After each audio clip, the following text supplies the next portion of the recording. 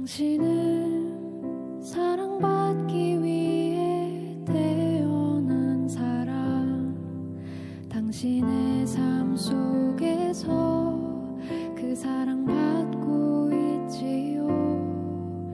당신은 사랑받기 위해 태어난 사람, 당신의 삶 속에서 그 사랑받고 있지요.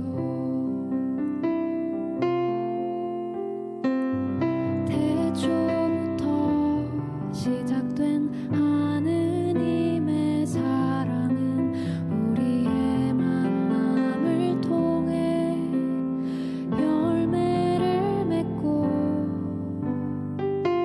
당신이 이 세상에 존재함으로 인해 우리에겐 얼마나 큰 기쁨이 되는지.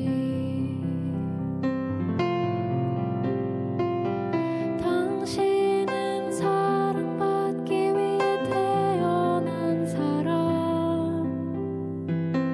지금도 그 사랑 받고 있지요.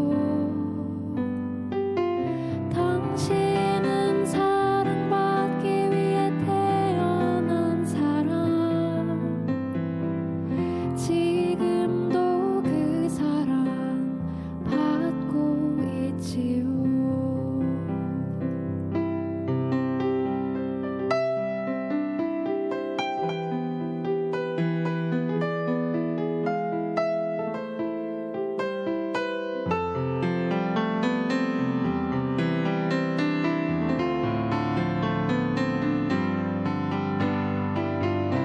당신은 사랑받기 위해 태어난 사람, 지금도 그 사랑 받고 있지요.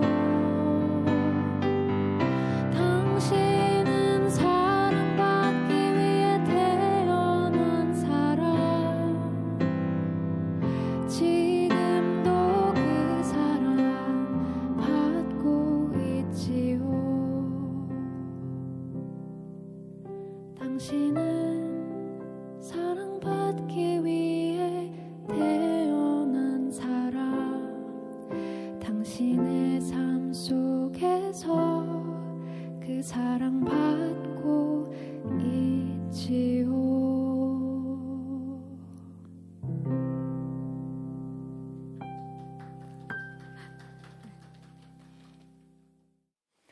안녕하세요. 생명수호에 대한 하느님의 가르침 토크 콘서트 for you 서울대교구 생명위원회 사무국장 박정우 후보신부입니다. 안녕하세요. 홍찬미 글로리아입니다. 살다 보면 스트레스가 쌓이기도 하고 가슴속에 응어리가 지기도 합니다. 옛부터 참는 게 미덕으로 배워온 우리 민족은 특히나 슬픔과 아픔 그리고 고통을 겉으로 드러내는 일에 익숙하지 않은데요. 오늘은 나의 감정을 표현하고 그 속에서 해법을 찾아가는 일, 스스로에게 솔직할 수 있는 방법을 색다르게 배워보는 시간 마련했습니다. 네, 저도 오늘 시간 특히 많이 기다렸는데요. 함께 해주실 두 분 소개해드리겠습니다. 차의과대학교 미술치료대학원 김태은 교수님, 심리인사이트 연구소 진수현 헬레나 소장님입니다. 안녕하세요. 안녕하세요. 안녕하세요.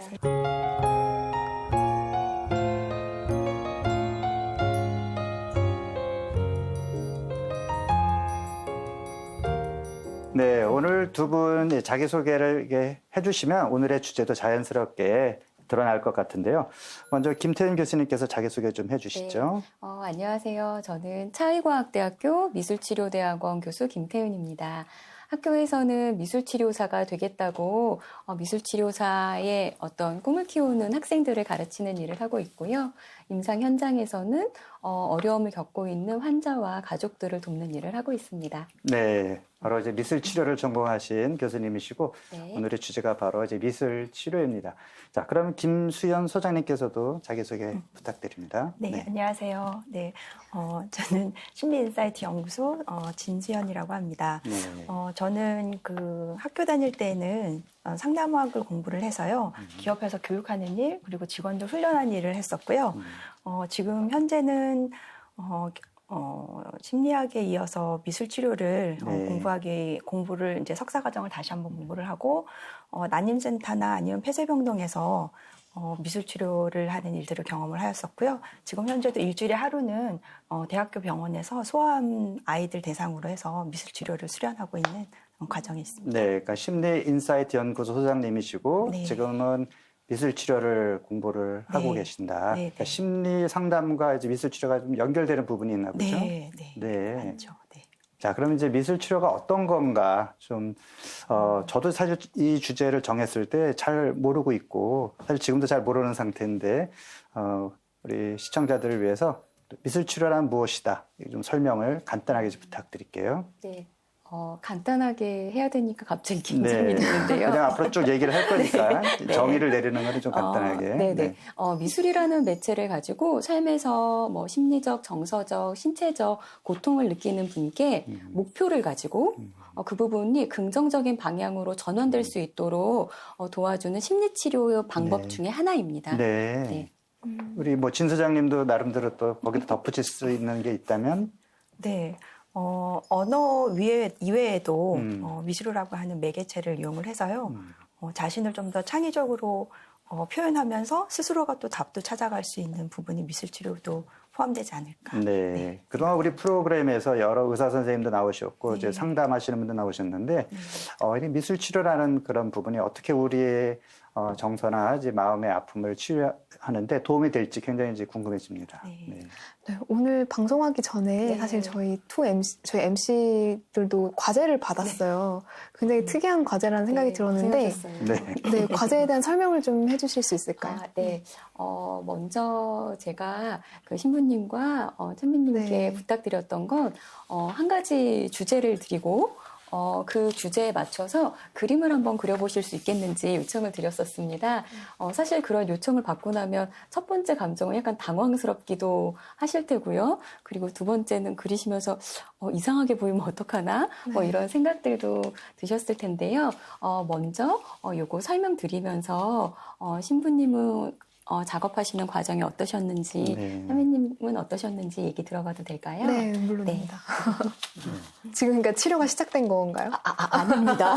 이렇게 단순하게 뭐 그림 한 장을 가지고 치료를 한다? 혹은 그림 한 장을 가지고 쟤는 어떤 사람이야 라고 절대로 규정짓거나 진단, 판단할 수 없습니다. 네. 그런데 지금 내가 어떤 상태인지를 같이 나눠보고자 하는 네. 거예요. 그러니까 저희한테 주신 과제가 네.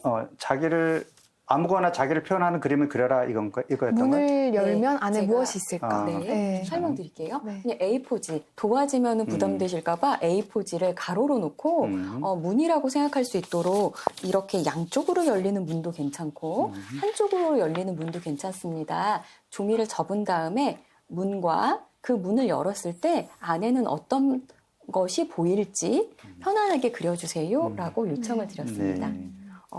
시청자분들도 한번 해보셔도 좋겠어요. 그려보지 않으신다 하더라도 머릿속으로 상상해 보시는 거예요. 나에게 문은 어떤 형태였으면 좋겠고 그 문을 열었을 때 어떤 장면이었으면 좋겠다인 거죠. 자, 여기 문이라고 이렇게 접혀 있고 이렇게 아직은 닫혀 있는 문이 보입니다. 이게 누구 걸지 아마 그리신 분만 느끼시고 네. 계실 텐데요. 이 문이 문인지 사실은 문인지 아니면은 뭐 냉장고 문인지 방 문인지 뭐 자동 문인지 잘 모르겠습니다만 이걸 열어보겠습니다. 열었을 때 이렇게 푸른색 바다일 수도 있고 하늘일 수도 있고 이런 모습이 보이는데요. 이건 신부님이 작업해 주신 거예요. 이렇게 주제를 드리고 작업을 해보라고 제가 요청드렸을 때 시작할 때 마음은 어떠셨고 작업 과정 어떠셨는지. 네, 일단 말씀 저는 부탁드립니다. 나는 그림을 못 그리는데 어떡하지? 이런 걱정이 이제 첫 번째였고요. 일단 숙제는 해야 되겠다 네. 이런 마음이 있었고, 제가 이해한 질문은 그냥 나를 무엇인지 그리는데 저는 나를 표현하는 거를 그려봐라 이런 네. 의미로 이제 이해를 네. 했어요. 근데 사실 제가 최근에 어떤 이제 후배 신부님이 색깔로 자기를 표현하는 그런 사이트가 있는데 네. 거기서 저를 나타낼 수 있는 색깔을 아무거나 골라봐라. 네. 바로 며칠 전에 그런 네. 일이 있었거든요. 그때 제가 한 거의 60개 가까이 되는 색 중에 가장 마음에 딱 닿았던 색이 바로 이 색이었어요. 그 터쿠아즈라고 하는 네. 이제 어떤 깊은 어떤 뭐 청색, 녹색 네, 그 네. 중간 느낌. 왜 그런지 모르지만 어떤 그 색깔이 가장 저의 마음에 와닿았고 제가 알게 모르게 이런 색깔을 좋아한다는 것이 제 방에 제 사무실에 그 여러 그림들이 있는데 이런 그 색깔 계통의 그림이 많고 제 옷도 사복도 이런 색깔이 많더라고요. 제가 의식은 안 했는데 이 그림을 가장 편안하게 생각하는 한다. 네. 근데 제가 이제 그 색깔이 펜이 있었으면 펜으로 칠을 했을 텐데 없어서 그냥 프린트를 해서 사이트 그냥 오려가지고 이제 붙인 거예요. 제가 약간 게으른 면이 있어서 그리는 것보다는 테이프로 붙이는 게 좀 편하기도 하고. 굉장히 현대미술처럼 이렇게, 이렇게 작품처럼. 그래서 저는 각이 있는 것보다는 둥글둥글한 게 좋아요. 그래서 자르는 것도 약간 둥글게 각이 좀 약하게 이렇게 잘라 붙였어요. 아, 네. 애써주셔서 너무 감사합니다. 그래도 정성 들여서 작업해주셔서. 저는 비행기 창문인 줄 알았습니다. 그래서 여행 가고 싶은 그런 마음인가? 라고 조금 생각해 본 게 있었고요. 지금 신부님 말씀 마치셨으니까 조금 얘기해 보자면은 문이 있고 문이 열린 다음에 무언가를 보는 거예요. 그래서 조금 더 내 내면을 바라보는 그런 작업이라고 생각해 보실 수도 있겠습니다. 네. 다음은 찬미님 작업 보겠습니다.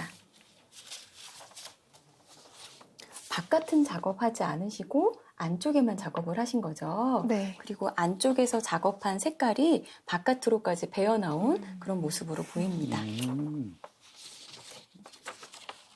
네, 예뻐요. 네, 예뻐요. 또 진전 소장님 어떻게 보이시나요? 저는 처음에 겉에 무늬가 그려진 걸로 생각했는데 이렇게 배겨져 나온 거잖아요. 그래서 제가 봤을 때는 드러내고 싶지 않은 사람은 내면이 다 드러나는구나, 아름답게 그렇게 생각이 났어요. 네. 안에 있는 것들이 바깥으로까지 다 드러나지는 그래서 더 꾸미지 아름다워. 않아도 그렇게 우러나오는 그런 모습처럼 보일 수도 있고요. 그리고 그런데 또 중요한 게 하나 있어요. 두 분 다 특징이 있습니다. 문인지 모르겠어요. 네. 바깥은 별로 중요하지 않고 아마도 두 분께는 굉장히 내면의 내면의 깊이를 쌓는 것 그리고 깊이를 더하는 것이 굉장히 중요한 분들이신 것 같습니다.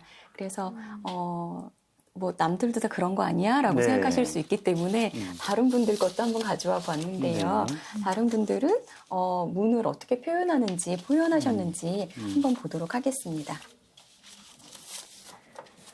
이게 요즘 번호가 17세? 써 있네요. 1603호 사는 앤가 보죠? 그러니까 문이라고 하면 대체로 자기 집. 집, 그리고 그리고 정성 들이지도 않아요. 문짝도 손잡이 이런 거 없습니다. 띡띡띡띡 누르면인 거고, 그리고 문을 열었을 때 일상적으로 보이는 우리 집. 그냥 콜라 한 병 있었으면 좋겠고, 치킨은 미리 누가 시켜놨으면 좋겠고, 강아지가 반갑다고 꼬리 쳤으면 좋겠고. 가운데에 강아지가 제일 중심을 차지하고 있네요. 네. 제일 중요한 것이 가운데 있는 게 아닐까. 그럴 수 그 있죠. 친구가 제일 예뻐하는 집에서 네. 그런 존재가 저 강아지가 아닐까 생각이 드네요. 역시 신부님 너무 통찰력 있으신데 이게 제 아이 그림인데 그래요? 제가 엄마의 자리보다 강아지의 자리가 큰 걸 보고 엄마 그냥 치킨 시켜 먹을 수 있는 카드만 주는 사춘기 엄마인 건 아닌가라는 생각이 좀 특징이죠. 들었습니다. 네. 강아지가 있다는 게 굉장히 다행이었었고요. 그리고 마지막으로 하나만 더 보겠습니다. 네. 요 작업을 하시는 분은 굉장히 그 일에서 번아웃을 많이 느끼고 계신 분이셨어요. 뭐 간호사셨는데 뭐 아이들도 셋이고 이게 문인지 모르게 그릴 거예요 라고 하시면서 이렇게 작업을 하셨고 그래서 나뭇잎으로 다 가려놓고 싶다라고 말씀을 하셨어요. 그런데 마지막에 굉장히 진하게 그려진 부분이 보이실까요? 문고리. 네. 고리. 여기를 잡고 들어오세요. 일 열심히 하시는 분들은 그럼에도 불구하고 일 중심적으로 어쨌든 해결 방법들을 굉장히 먼저 제시해 주시죠. 그리고 이걸 열면은 가슴이 깝깝한 뭔가 넓은 공간을 그린 것처럼 보이지만 가도 끝이 없이 보이는 할 일이 너무 많이 쌓인 것 같은 걸어도 도착할 곳이 어딘지 모르겠는 그런 자신이 너무나 지금 힘든 길을 가고 있다라는 것을 이렇게 표현해 주셨어요. 지금 보시면 알겠지만 아주 단순한 주제를 드렸음에도 불구하고 사람들이 본인이 지금 그 사람의 성향을 나누고자 하는 것이 아니라요. 지금, 오늘, 여기에서 이 그림을 그릴 때에 자신의 감정이 도화지 한 장에도 나타난다라는 것, 그걸 말씀드리고 싶었습니다. 네. 진 소장님도 이런 작업 해보셨나요? 네, 저도 이 작업을 미술치료 처음 배울 때 네. 초반에 작업을 했는데요. 그때는 이렇게 A4 용지 사이즈가 아니라 아주 큰 종이를 줘서 제가 거기를 뭔가를 마구 채워야지라고 하는 저도 역시 그때 한참 일에 이렇게 중독되어서 빠져 있을 때 해결구를 찾기 위해서 미술 치료를 이제 했음에도 불구하고 저도 그 결과물은 굉장히 뭔가를 많이 가득 채워놓은 그런 걸 볼 수 있었습니다. 저는 이 문 사진, 그러니까 문 그림들을 다 보면서 다른 사람들은 다르게 생각하는구나가 좀 느껴졌고 그쵸. 네. 거기에 대해서 또 해석도 다 다르구나 네. 이런 생각이 들어요. 사실은 그림을 그린 사람의 이야기가 참 궁금해지고 네, 맞아요. 그래서 저도 한번 나중에 누군가한테 한번 시도해보고 싶다. 네. 같이 그려보자고 네. 그런 생각이 좀 들었어요. 네, 너무 중요한 말씀 해주셨어요. 그림 한 장으로 사실 지금 그림분이 여기 계시지 않은데 그림 한 장을 보면서 이 사람은 어떤 사람이다라고 함부로 말할 수 없다라는 것, 그린 사람의 이야기를 충분히 들어봐야 한다는 것, 이게 되게 중요한 부분인 것 같습니다. 네. 이런 작업이 참 재밌게 느껴지는데요. 두 분은 그럼 어떻게 미술 치료를 전공하게 되신 건지 개인적인 사연들이 좀 궁금해졌어요. 네, 먼저 교수님부터 좀 설명을 해주실 수 네. 있을까요? 저는 어렸을 때부터 그 엄마 아빠가 맞벌이셨어요. 그래서 그 친할머니 손에서 자랐는데 항상 바쁜 엄마에게는 시어머니였죠. 그러니까 그 시어머니를 모시는 그 삶이 많이 힘드셨던 것 같아요. 그래서 어릴 적부터 저는 늘 사람 관계에서 굉장히 좋게 말하면 영민하고 안 좋게 말하면 굉장히 예민했어요. 그래서 할머니가 뭘 물어보면 나 할머니가 제일 좋아. 그리고 엄마가 물어보면 난 엄마가 제일 좋지. 이런 얘기들을 한 7살 때쯤에는 머릿속으로 막 다짐을 할 정도로 할머니가 물어볼 땐 이렇게 말해야지 할머니가 좋아하고 엄마가 물어볼 땐 이렇게 해야지 엄마가 상처받지 않아. 이렇게 좀 자랐던 것 같아요. 그런데 이게 어린 시절부터 그랬으니 초등학교, 중학교, 고등학교의 삶이 얼마나 피곤하고 힘들었겠어요. 그런데 뭔가 그림이라는 거는 낙서를 하든 종이를 찢든 뭐 찰흙을 만지든 나의 불편하고 불안하고 때로는 억울한 감정들을 너무나 안전하게 그리고 비밀스럽게 다 담아내주는 거예요. 굳이 말하지 않아도. 그래서 저는 그리고 나서 2000년대 초반에 우리나라에서 미술치료 대학원이라는 게 생겼습니다. 입학 그 설명 자료를 보자마자 그때가 IMF 때 어렵게 취직을 했지만 그걸 그만두고 나는 이거 공부해야겠다라고 선택하고 도전했던 것 같아요. 네. 저는 그 15년 전에 저희 어머니가 치매를 앓게 되셨는데요. 치매를 그때 당시에는 지금은 또 치매 어르신들이 많이 있으시지만 그때 당시에 저희 아버지가 혼자 어머니를 케어하시기엔 어려움도 좀 있기도 하셨고요. 또 저희 그 수녀원에서 진행하고 있는 대역 케어센터도 다니기도 하셨고 요양병원도 다니고 하셨는데 가족들이 너무 힘들어하는 모습들이 있어서 그때 당시에 저희 남편이 이제 저한테 해줬던 이야기가 우리 두 사람은 아이가 없으니까 아이를 대신해서 어머니 마지막까지 집에서 좀 케어해보자. 그래서 제가 집에서 어머니를 모시면서 하는 일들을 열심히 하다 보니까 저도 어머니를 밤에는 이제 케어하고 낮에는 일을 하고 이렇게 쭉 이게 5년, 6년, 7년 되다 보니까 저도 스스로가 지치는지 모르고 그 일을 하고 있었더라고요. 그런데 이제 어머니는 이제 집에서 아침 잘 마무리해서 돌아가시게 되어서 잘 이제 하늘로 보내드리고, 그리고 제가 아는 그 예술치료를 했던 언니를 따라서 미술치료 세미나를 하루를 이제 따라가게 됐어요. 근데 갔을 때 제가 그동안 제가 누르고 있고 억누르고 있었던 그런 어머니에 대한 슬픔 또는 아쉬움, 힘든 점 이런 부분들을 그 미술치료 하는 날 너무나 많은 게 갑자기 한꺼번에 나오게 되어서 굉장히 저도 놀라긴 했지만 이걸 좀 더 공부를 해보고 또 상담을 하면서도 역시 저뿐만 아니라 이런 사람들 참 많을 것 같고 그런 부분에 미술치료가 참 도움이 될 것 같아서 그래서 사실은 저는 이제 상담 공부 끝나고 난 다음에 미술치료를 좀 더 본격적으로 공부를 해보자라고 해서 석사 과정에 다시 도전해서 공부를 이제 하게 되었어요. 네. 진 소장님 말씀을 들으니까 사실 많은 분들이 비슷한 처지에서 이렇게 힘든 일을 겪는데 그런 아픔, 슬픔, 고통을 충분히 표현하지 못하고 또 감추고 씩씩하게 보이려고 하는데 사실 내면에는 그것이 해결되지 않고 그런데 이제 그런 미술 치료를 통해서 이제 그런 체험을 하셨듯이 잊혀졌던 나의 감정을 다시 바라보게 되고 이것을 표현하고 그것을 해소하고 치료할 수 있는 그런 길을 거기서 아마 찾을 수 있지 않을까 이런 생각이 드는데 그런 작업들을 하시는 거죠? 네, 맞습니다. 네. 사별로 어떤 상실을 겪으신 분들뿐만 아니라 사별뿐만 아니라 우리가 애도해야 되는 과정을 갖고 있는 건 너무나 많겠죠. 네. 어떤 퇴직을 하거나 퇴사를 하게 되거나 사회적 역할을 잃었을 때도 굉장히 그런 상실감들이 클 텐데요. 그런 상실감들을 미술 작업 안에서 누르지 말고 충분히 안전하게 표현할 수 있도록 하는 거예요.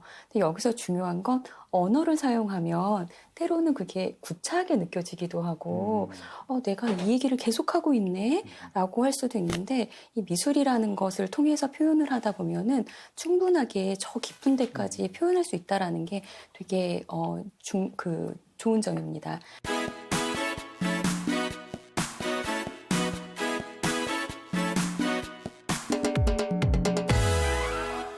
아까 진 소장님께서 이제 어머니의 죽음과 관련해서 그 애도 작업 말씀을 하셨는데, 좀 더 좀 궁금해요. 어떻게 이제 구체적으로 어떤 작업을 하셨길래 또 그런 애도 작업을 또 충분히 한 건지, 또 애도 작업이라는 게 어떻게 해야 되는 건지 그런 것도 좀 설명 부탁드릴게요.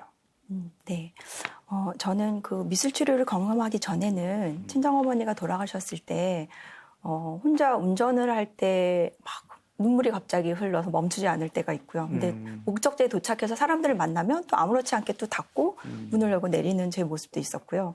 또 사람들과 뭔가를 만나지 않을 때 혼자 있을 때는 뭘 먹어도 맛이 없고 뭔가를 하고 싶은 의욕도 없고 그런 시간들이 많았던 그런 시간들이 지금 생각하면은 감염성 우울증 같은 그런 증상을 저도 겪고 있었던 것 같아요.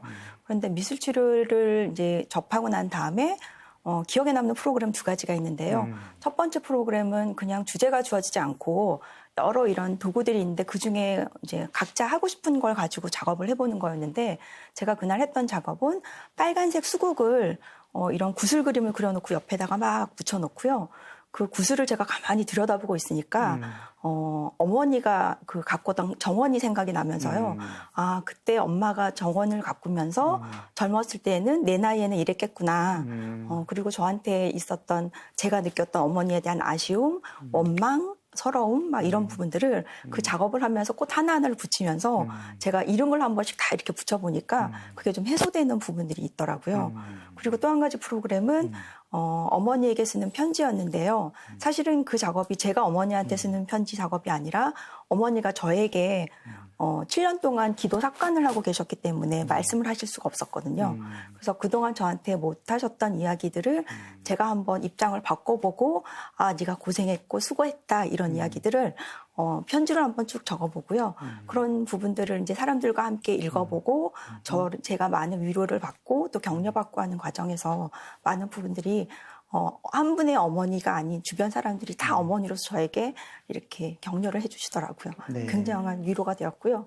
그런 작업들이 나중에는 제가 많은 치유가 된 부분이었기 때문에 지난해 시어머니가 또 치매 진단을 받게 되어서 네. 시어머니도 그래서 더 용기 내어서 치유받았으니까 또 보답할 수 있는 기회가 될 수 있지 않을까 해서 시어머니도 모시게 되어서 네, 그런 계기들이 네, 이어졌습니다. 네. 교수님도 이제 미술치료제 하시면서 뭐 이런 애도 작업도 있고 여러 가지 아픔을 치료하는 그런 작업을 하셨을 텐데 구체적으로 또 교수님이 또 하시는 그런 뭐 방법이 일반적으로 적용하는 어떤 방법이 있을까요?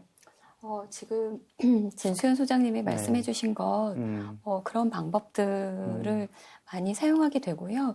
앞서 말씀드린 것처럼 애도 예전에는 그런 얘기들이 있었어요. 애도의 단계.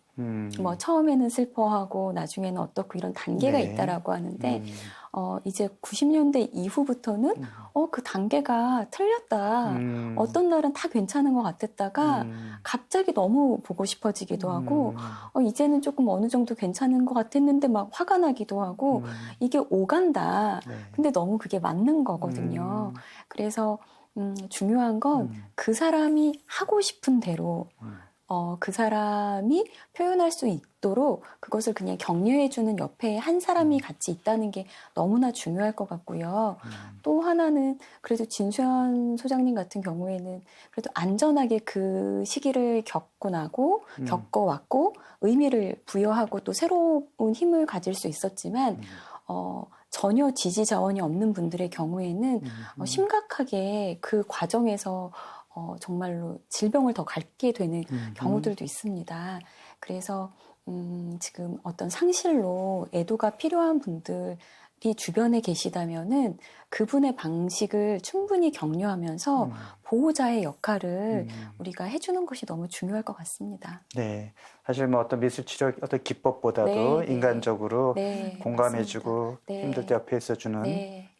그런 역할이 더 중요하다는 말씀이고요. 네.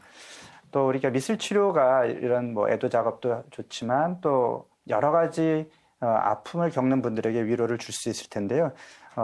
김 교수님께서는 그 소아백혈병 환자도 만나신다고 제가 들었는데, 네, 그들에게 어떻게 또 다가가서 도움을 주시는지 좀 말씀해 주시죠. 네. 네.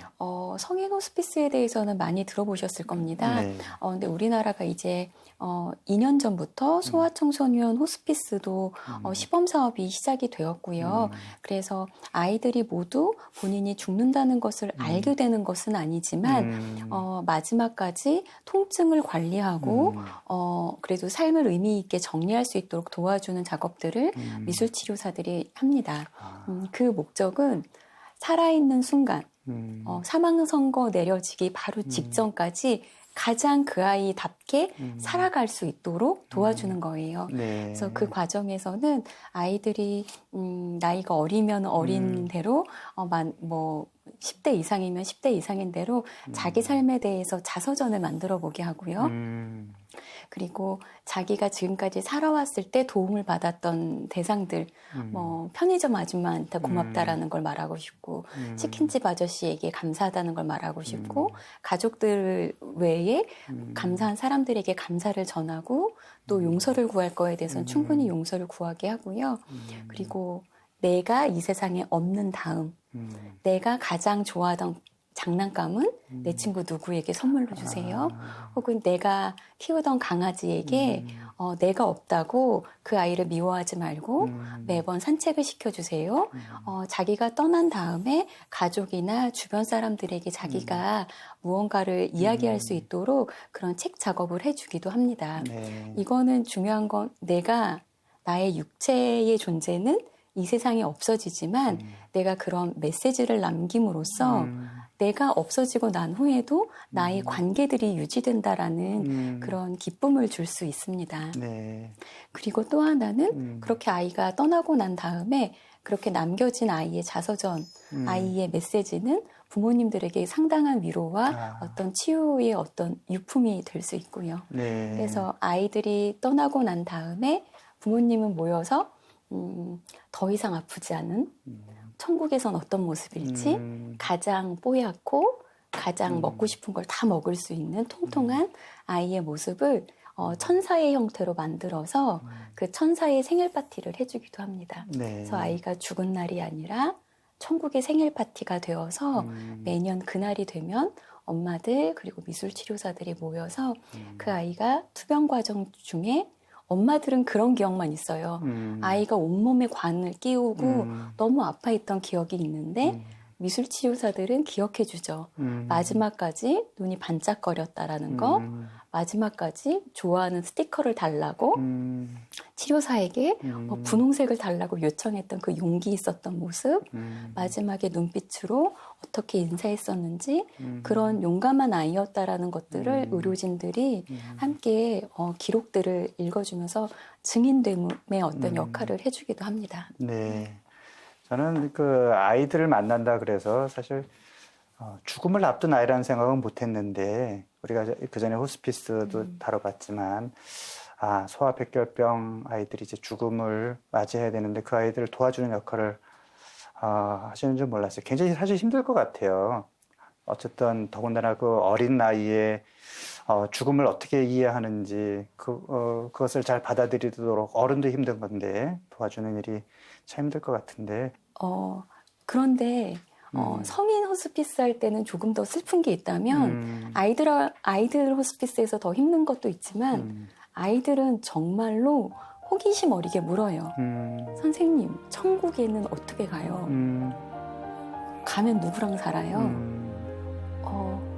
나는 할머니, 할아버지 돌아가신 분이 없는데 천국에선 그러면은 내가 그럼 누구랑 같이 살까? 누구랑 같이 살아요? 그러면 내가 죽으면은 그럼 예수님이 나를 어떻게 알고 데리러 와요? 어디로 와요? 여기서 기다리면 돼요. 뭐 이런 얘기들을 정말 하거든요. 그리고 정말 예수님이 계시다라는 것을 너무 느끼게 되고요. 그리고 아이들이 7살이든 8살이든 선생님 이거 얘기한 건 엄마한테 절대 말하지 말아요. 네. 엄청 슬플 거예요. 그런데 그런 아이들을 정말 예수님 직접 찾아가셔서 만지시거든요. 그리고 아이들이 가장 원하는 방식대로 마지막에 자기의 삶을 자기답게 살다 갈 수 있도록 도우시는 것 같아요. 네. 생명 탄생만큼 죽음을 잘 준비하고 또 사랑하는 사람을 떠나보낸 후에 애도 작업이 중요하다는 얘기가 마음에 깊이 와닿습니다. 고통과 슬픔이 마음속에 상처로 남아 덧나지 않도록 스스로 치유하는 과정도 반드시 필요할 겁니다. 오늘 For You는 그런 치유의 과정을 알아봤는데요. 건강한 일상을 위한 미술치료 이야기는 다음 시간에 계속해서 이어가도록 하겠습니다. 오늘 함께해 주신 두 분 감사드리고요. 저희는 다음 시간에 다시 찾아뵙겠습니다. 고맙습니다. 네, 고맙습니다. 감사합니다.